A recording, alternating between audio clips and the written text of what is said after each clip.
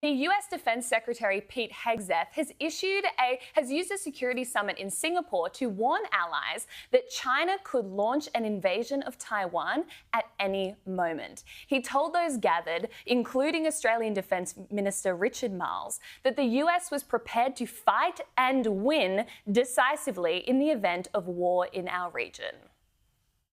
We will not instigate nor seek to subjugate or humiliate, but we will not be pushed out of this critical region.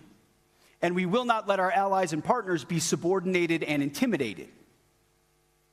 China seeks to become a hegemonic power in Asia, no doubt.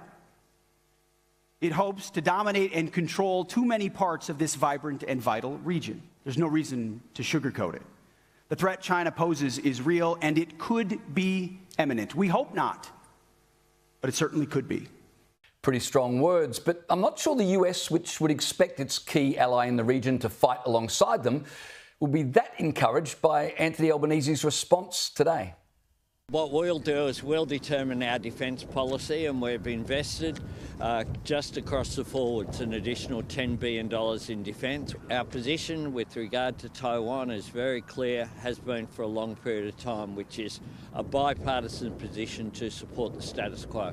The problem we've got in this country, Freya, when it comes to the threat of China is the rhetoric coming from the government does not match their actions. Richard Marles was in Singapore, where Pete Hegseth, who you saw earlier, was speaking.